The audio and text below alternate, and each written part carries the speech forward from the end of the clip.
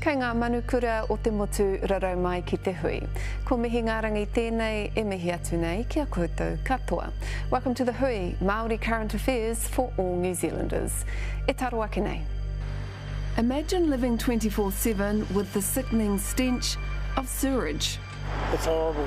It gets into your house, even with the house shut up. It's bad, man. All bad.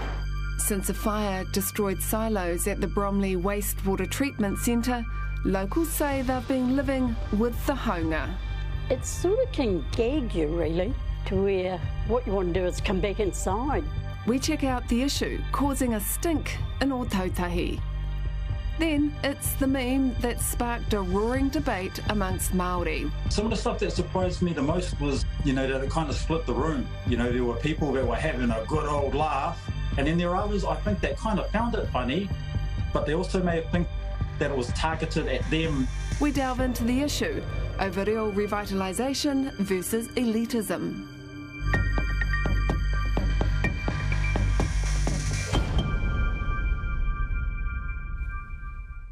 Tahuti mai. For the past 9 months, residents in the eastern suburbs of Ōtautahi have been living with a stomach-turning stench. After fire ripped through Christchurch's wastewater treatment plant, an odour described as rotting sewage has been wafting in the air and into homes. Although work is underway to fix the issue, whānau there say living with the stench is making them sick and they're worried about the long-term impacts. Anei te pūrongo a John Boynton. The putrid stench of sewage is suffocating the eastern suburbs of Ōtautahi. You've been to the toilet and not flushed it and gone back a week later? It's bad, man. Caused by a fire which ripped through the city's wastewater treatment plant. We do indeed have those foul odours going well beyond the boundary of the plant. But 8 months on, whānau here are sick and tired of living in this stench. I'm going to be gambling on my children's life due to living amongst this and breathing this in.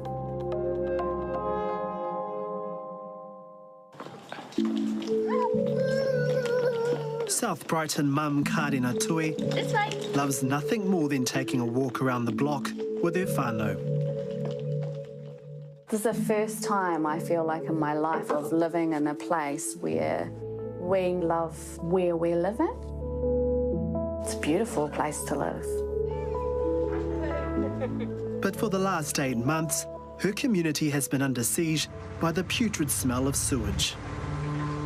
It smells like a mix between a chemical smell, rotten, like if you went into a 400-year-old long drop toilet. A smell caused by a major fire at the Christchurch wastewater treatment plant in November 2021. Poisonous black smoke in Christchurch skies. The result of a huge fire yesterday at the city's wastewater treatment plant in Bromley. On the day of the fire, Kārdina remembers the pungent and acrid chemical smell. That chemical, toxic smoke that thousands were exposed to and even put up with from the moment that it happened in the afternoon all night for the weeks coming after that, where it was smouldering away. That will be seen in the years to come. The fires caused major damage to trickling filters and silos, which treat all of Christchurch's sewage. The equivalent of 10 Olympic-sized swimming pools of organic matter is trapped in the filters. Initially, the stench came from the burnt trickling filters themselves and the burnt remains of the organic material inside. But with the trickling filters not fully operational, there is now an increase in solids and biological material entering oxidation ponds. This is resulting in more hydrogen sulfate being produced, which is known at low levels to cause headaches and nausea. Kārdina Tui says living with this stench is unbearable and is making her whānau sick. It's depressing. My wife, who has chronic respiratory issues and asthma, has just continuously been in a state of not feeling like she can breathe, feeling sick. Me, I've had headaches. I'm not prone to getting unwell. And the side effects of the stench are being felt right across the eastern suburbs in Ōtautahi.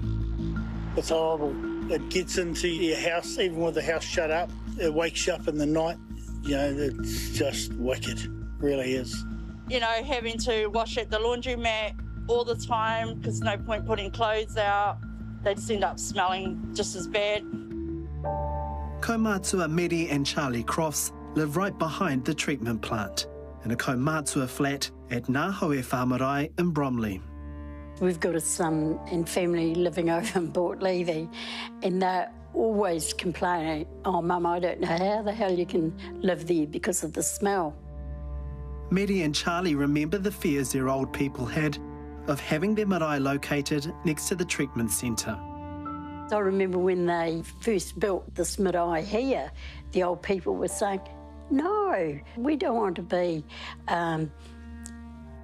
In my language, in the shit pond, and that's what it's turned out to be with the smell. It sort of can gag you, really, to where what you want to do is come back inside.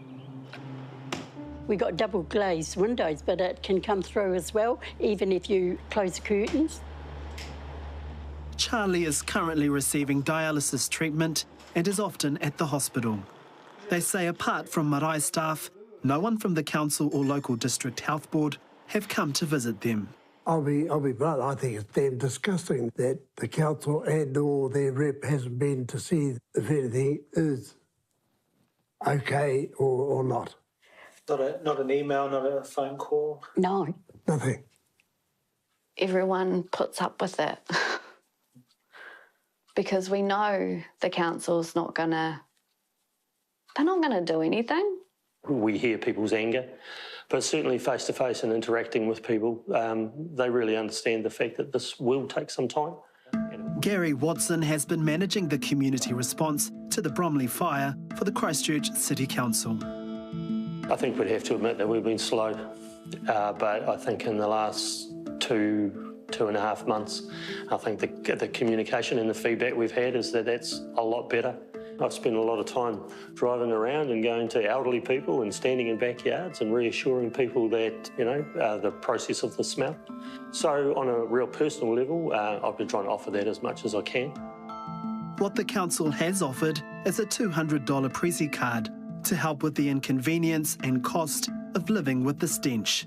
But it's not all they have planned. So we're looking at some wellbeing workshops for community about how to live, you know, after this, around ventilation and all sorts of things.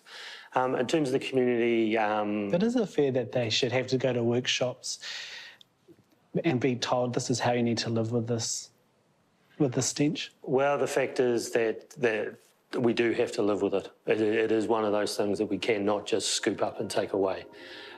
So the best thing we can do is help with that. I mean, there is no magic bullet to this.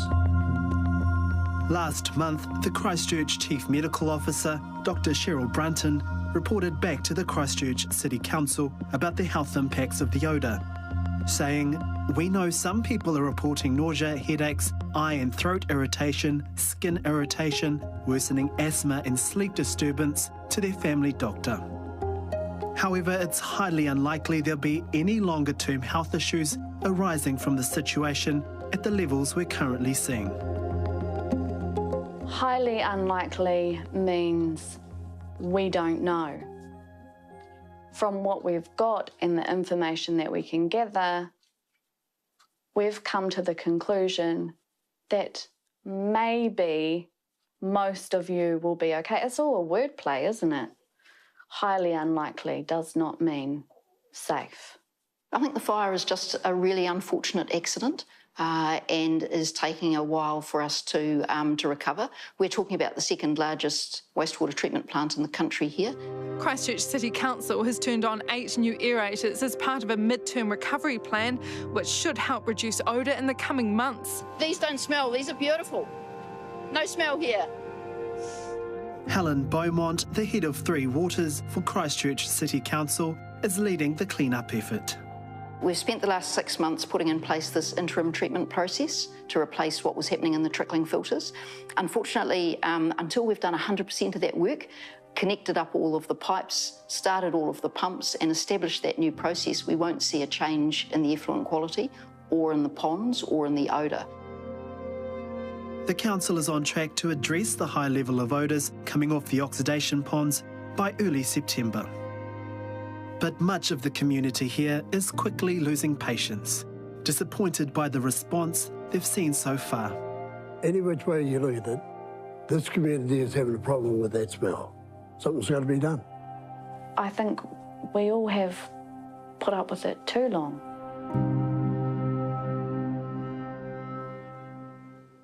Kia mau tonu mai rā. After the break, we discuss the reo meme that broke the internet.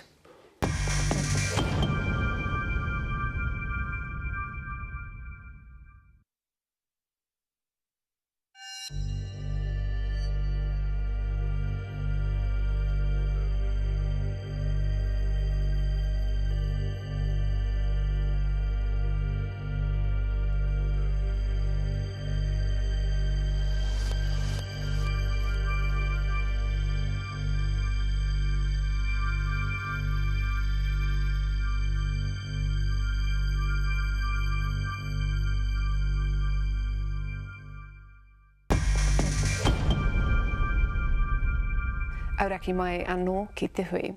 Statistics New Zealand's latest figures say more than 1 in 6 Māori adults can speak te reo Māori, and just under half of Māori have some ability with te reo.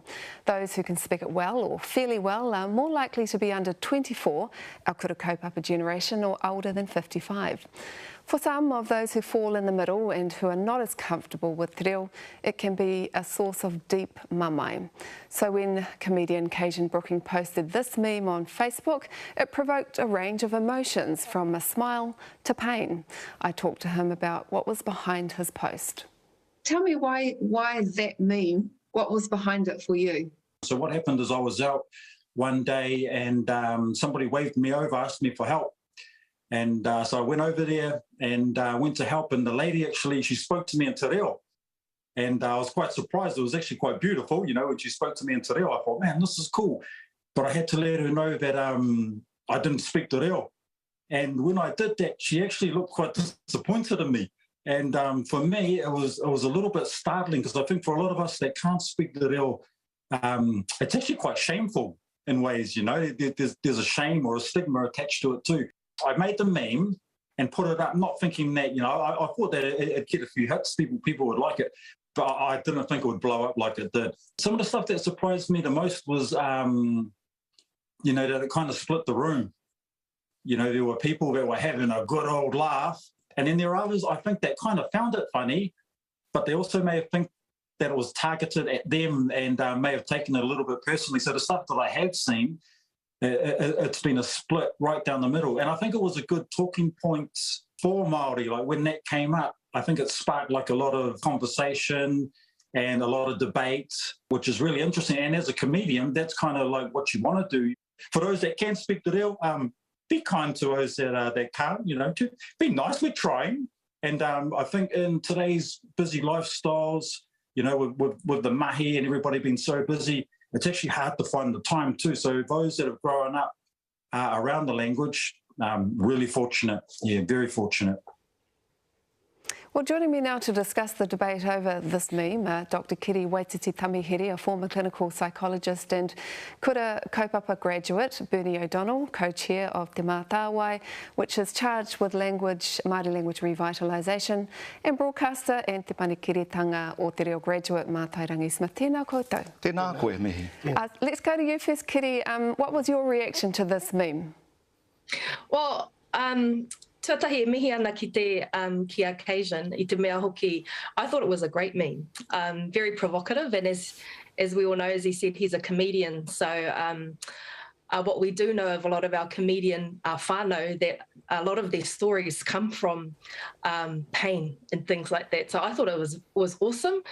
I think it definitely triggered people on all sides of the fence. It was really validating for some, and it offended others. And I think a lot of that comes down to what he talked about, the shame that lies with an inability to talk our mother tongue. And I think importantly, it's me tiro atu tātou ki te kurahuna. We need to look beyond the meme and the words that were in there. What are the messages that are coming from there? What are the messages we need to take heed of? Are we providing a safe space for our own people to reconnect with te reo, with te ao Māori, and are we cultivating an environment that they will thrive in? So those are the things that I think we need to look at beyond the picture and the graphic. Kia ora. Pehe koe, Bernie, like you and I are a generation that are in the middle but have gone and learned te reo. We were not lucky enough to be native speakers of te reo. Can you relate to this meme? Yes, I can. So when I saw it too, I went, yeah, I get it. And felt its humour. I thought it was a bit blunt, but also understood when some of the other contributions from people that were pushing back. I think it's... that whole meme is a sign of progress in terms of where the language is going in terms of revitalisation. You know, 5 years ago we were having a conversation about how to engage non-Māori in our language. If it was going to grow, how we were going to do that. Now we're still trying to sort that out, but we need to have at quite times difficult discussions amongst ourselves about some of our language journeys.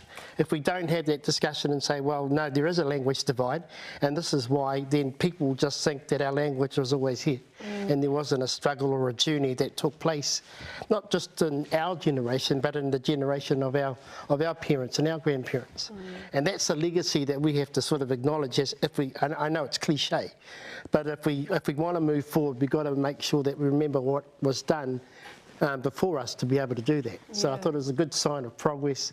Looking forward to the difficult conversations that we have to have. Yeah, you were slightly younger than this generation over here, and you've spent your whole career, you know, actually speaking to both reo speakers and non-reo speakers, and to a Pākehā audience as well, and actually trying to revitalise the language through that. When you saw this meme, did you have sympathy for him, or did you think, actually, you know, haere ki te ako I tō reo? Tā mātai I mātai atu ai ki te meme nei. So when I first saw it, I may have rolled my eyes at first, but at the same time, I got thinking about this thing we call language trauma. And I'm glad that Kitty has joined us today because she can kind of, you know, elaborate more on what I'm talking about. But a lot of our people do have language trauma. They are whakamā. This taniwha that we call whakamā is still ever much prevalent, even though I'm ever much the optimist when it comes to te reo Māori. And as you say, I've been broadcasting in both languages for some 26 years now. And I've seen a growth spurt in both Māori and non-Māori coming into our reo and being a part of our reo world. And we see it everywhere, on the rugby field now, you know, on our television sets, online.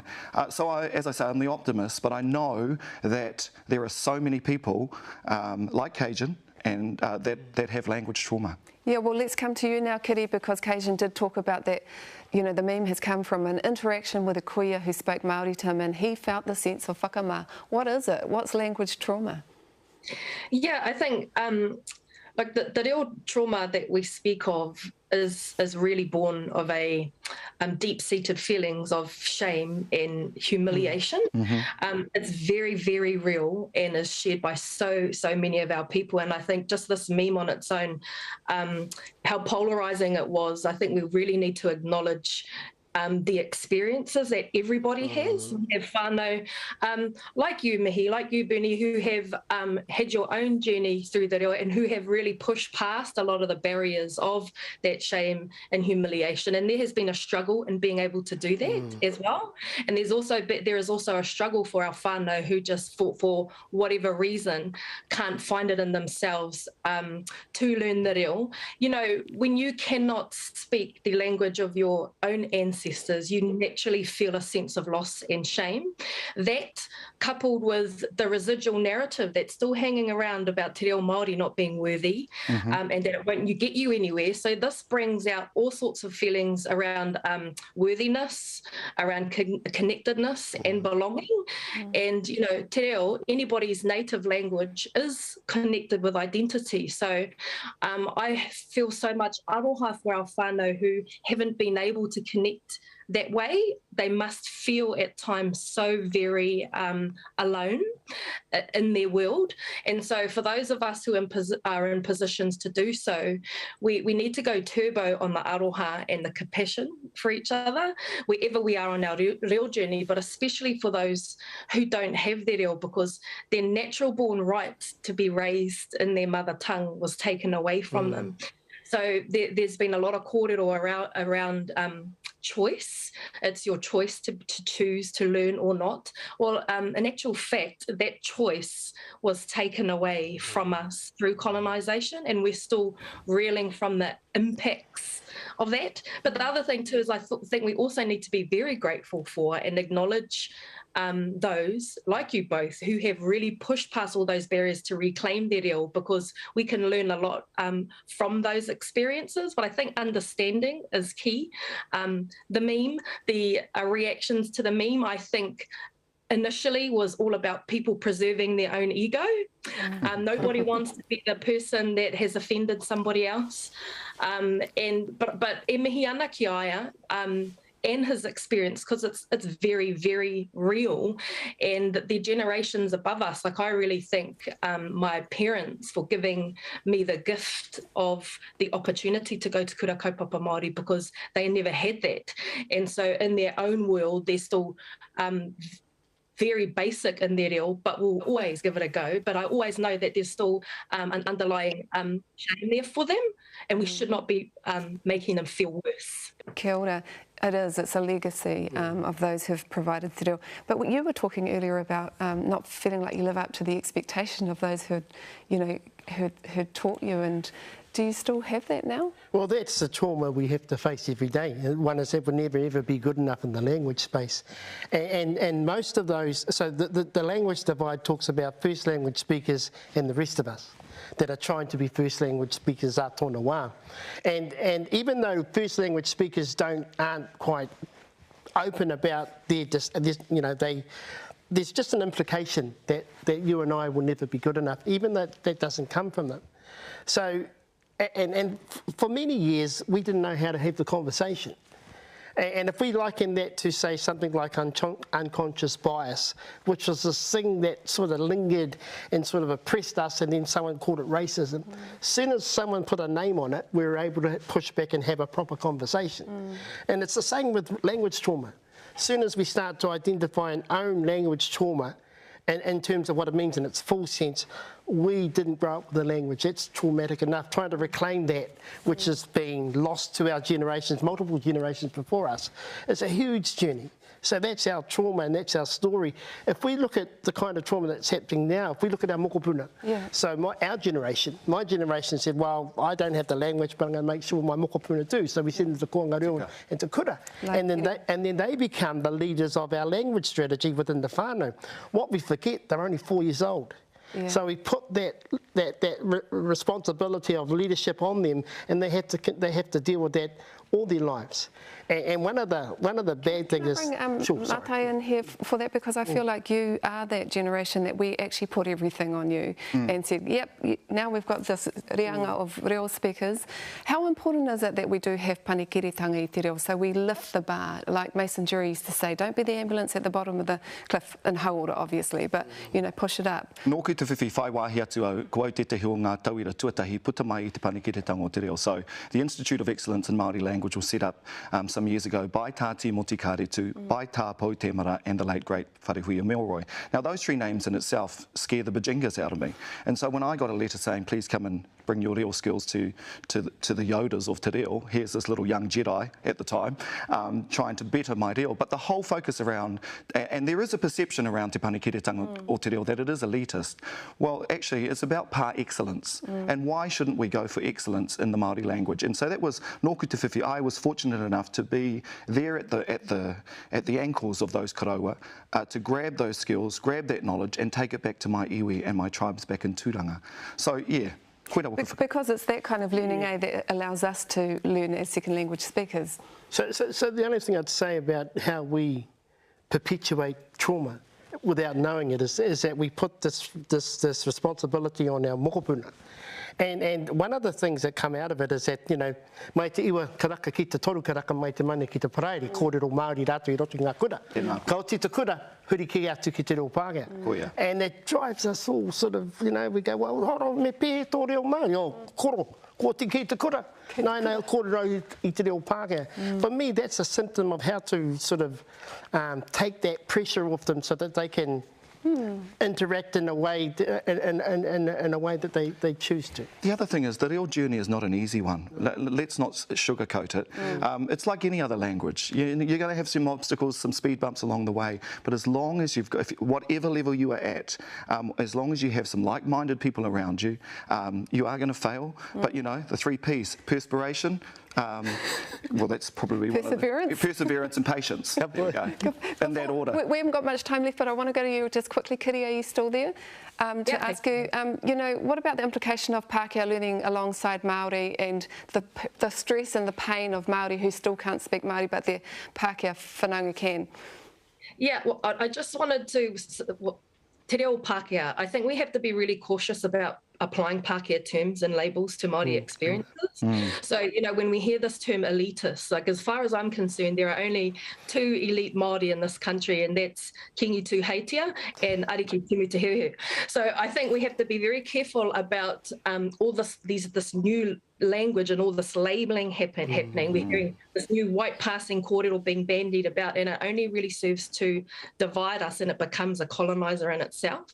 So I think we have to be very careful about the language of oppression that we're using to revitalise our reo, because all we're going to do is put barriers up.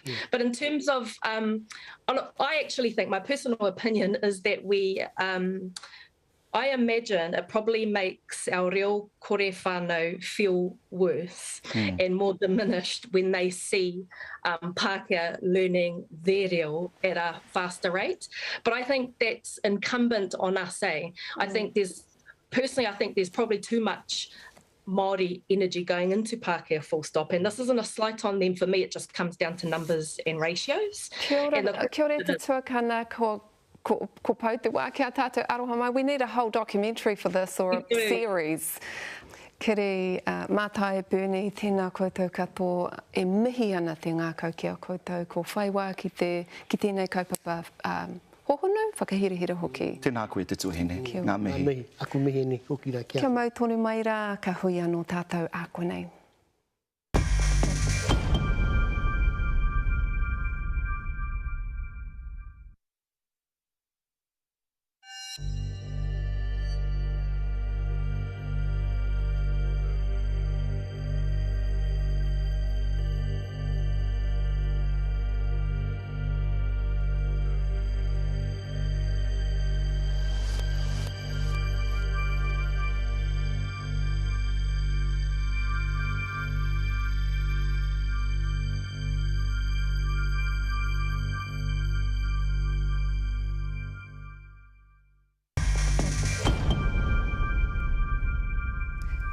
Thanks for joining us, e hoa mā ko huki tēnei manu kōrero ki tāna rongohua.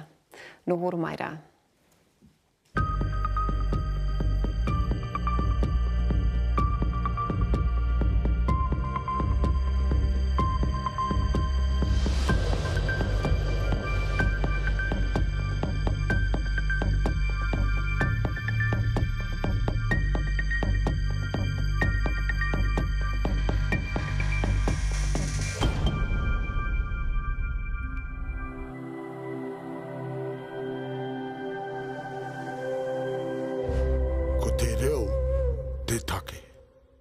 Nā te puna whakatongarewa te hui I tautoko.